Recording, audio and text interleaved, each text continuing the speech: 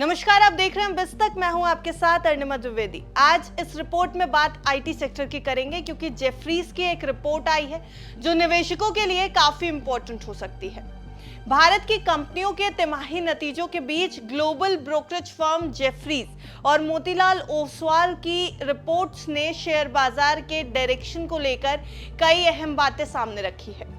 क्या कुछ है इस रिपोर्ट में, इसको डिटेल में समझने की कोशिश करेंगे। देखिए, जेफरीज का मिड क्वार्टर रिव्यू दिखाता है कि वित्त वर्ष 2026 के पहली तिमाही की कमाई के अनुमान में कटौती देखने को मिली है, जिसमें सबसे बड़ा हाथ बैंकिंग सेक्टर का रहा है। अब जेफरीज की मिड क्वार्टर रिपोर्ट के मुताबिक उन्होंने जिन 113 कंपनियों को कवर किया, उनमें से 50% के अनुमान घटाए गए, जबकि सिर्फ 40% कंपनियों के अनुमान बढ़े हैं। वित्त वर्ष 2026 के लिए एमएससीआई इंडिया की ईपीएस में 1.7% की कटौती की गई है। निफ्टी ईपीएस भी अब घटकर 1110 रुपए रह गया है। वित्त वर्ष 2027 यानी अगले साल का ईपीएस भी 0.8% कम होकर 1297 रुपए पर रह गया। ईपीएस की गिरावट Reliance industries, HDFC bank, axis bank, Kotak Mahindra bank और पावर ग्रिड जैसी बड़ी कंपनियों के कमजोर अनुमान के कारण हुई। वित्त वर्ष 2026 के कमाई में सबसे ज्यादा कटौती बैंकिंग सेक्टर की तरफ से आई। जेफरीज के मुताबिक बैंकों के तिमाही नतीजे मिले जुले रहे। एचडीएफसी बैंक, आईसीआईसीआई बैंक जैसे कुछ बैंक अच्छा प्रदर्शन कर पाए, लेकिन कोटक बैंक, एक्सिस बैंक और इंडसइंड बैंक जैसे बैंकों का प्रदर्शन उम्मीद से कमजोर रहा।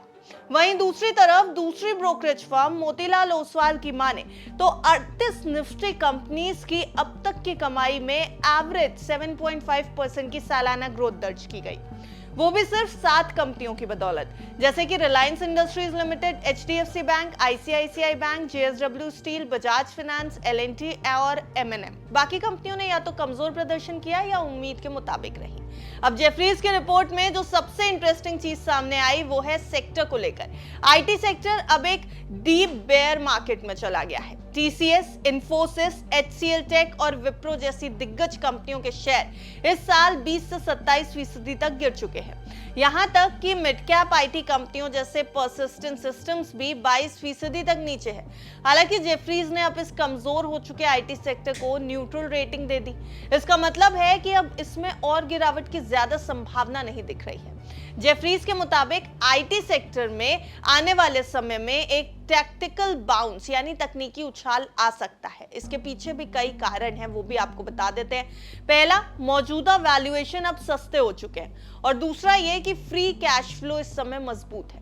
अब जेफरीज का मानना है कि इस सेक्टर में निवेशकों की हिस्सेदारी कम हो चुकी है, जिससे रिकवरी की उम्मीद और बढ़ जाती है। कंपनियों की बात करें तो जेफरीज ने अपने मॉडल पोर्टफोलियो में इन्फोसिस का वेट बढ़ाया है, वहीं बीपीसीएल को पोर्ट से बाहर कर दिया गया क्योंकि कच्चे तेल की कीमतें बढ़ रही हैं। साथ ही वेल्सपन को भी हटा दिया गया क्योंकि अमेरिका के टैरिफ को लेकर अभी भी चिंता बनी हुई है।